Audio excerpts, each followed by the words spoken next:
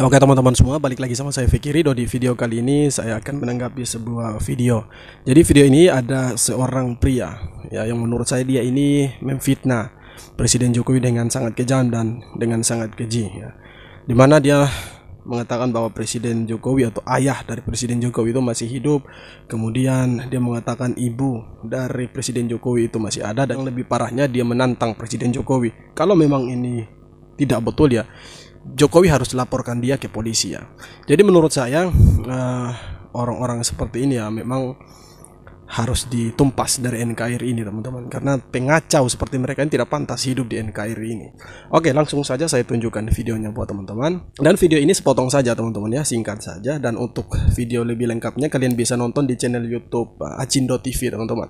Nanti link videonya saya taruh di kolom deskripsi, kalian bisa cek di sana ya. Kalian bisa nonton di channel YouTube Acindo TV teman-teman. Oke, langsung saja ini dia videonya. Sekarang saya katakan bapaknya Jokowi itu namanya Heru Purnomo ya.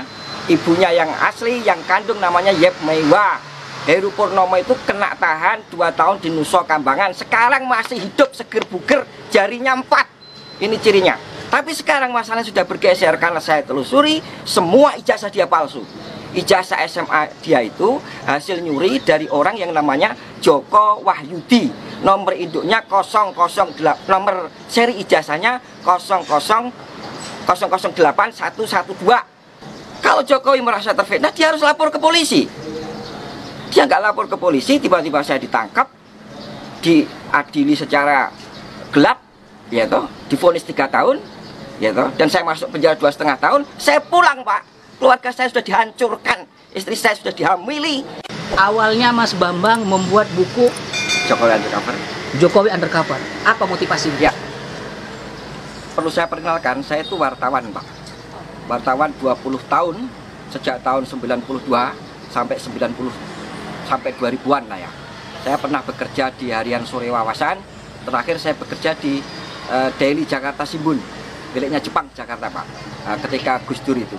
Nah, pemilu 2014 saya memang pendukungnya Prabowo, gitu.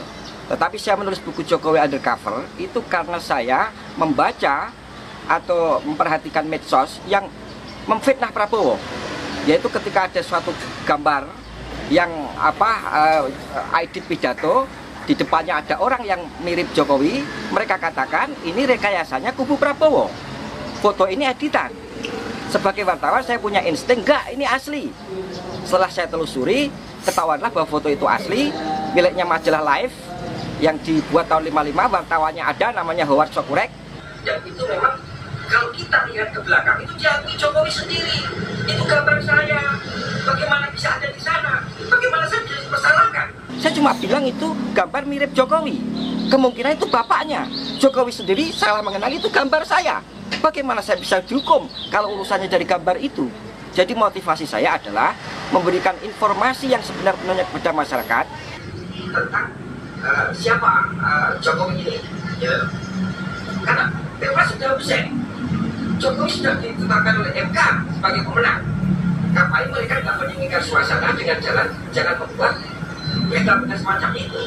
Gitu loh. Itu motivasi saya. Setelah saya lakukan investigasi sepenuhnya, saya temui sumber-sumber di lapangan, ketahuanlah bahwa Jokowi memalsukan identitasnya itu. Oke teman-teman, jadi yang saya mau tanggapi dari video ini, menurut saya pria di dalam video ini yang mengatakan Presiden Jokowi itu harus melaporkan ke polisi bahwa kalau tidak betul apa yang disampaikan, menurut saya pria ini sangat sombong sebenarnya. Kenapa saya bilang sangat sombong? Karena sebenarnya ketika ada hal-hal semacam ini, Presiden Jokowi itu tidak sibuk ya. Presiden Jokowi tidak sibuk mengurusi hal-hal seperti ini. Kenapa seperti itu? Karena Presiden Jokowi itu walaupun dia dianggap sebagai orang PKI, dia dianggap sebagai antek asing, dia dihina dan dicaci maki ya, Presiden Jokowi itu tetap bekerja. Berbagai jalan dikerjakan, ratusan ribu kilometer jalan dibangun, sekian banyak dermaga dibangun, sekian banyak rumah sakit, bandara dan lain sebagainya itu dibangun oleh Presiden Jokowi. Walaupun dia dicap sebagai antek asing, dicap sebagai PKI dan lain-lain sebagainya. Dan menurut saya tuduhan dari pria di dalam video ini menurut saya tuduhan yang sangat keji dan sangat kejam. Dan seharusnya bapak-bapak di pihak kepolisian tanpa ada laporan pun sudah bisa untuk menindaklanjuti ya, video-video yang sudah viral ini ya, supaya bisa ditangkap orangnya, supaya bisa dipertanggungjawabkan apa yang dia sampaikan begitu ya.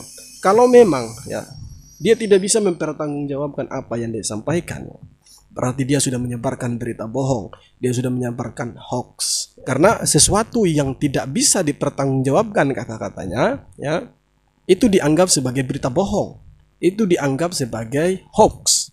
Karena kalau dibiarkan berkeliaran akan tumbuh, akan bangkit orang-orang yang tidak bertanggung jawab, oknum-oknum tidak bertanggung jawab yang akan menuding ya, seorang presiden dengan kata-kata yang kurang ajar, dengan tuduhan-tuduhan miring yang menurut saya tuduhan-tuduhan yang sampah sebenarnya.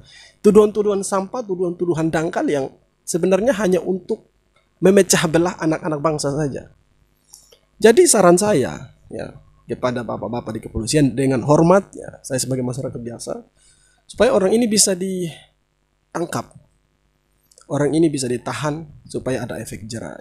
Oke teman-teman, jadi tanggapan saya buat video kali ini sekian saja ya. Saran saya kepada teman-teman semua, jangan sampai kalian terprovokasi dengan video-video semacam ini, dengan narasi-narasi sesat ya, narasi-narasi dangkal, narasi-narasi sampah semacam ini. Oke teman-teman semua, terima kasih sudah menonton video ini. Kita jumpa lagi di video berikutnya. NKRI harga mati, hormat.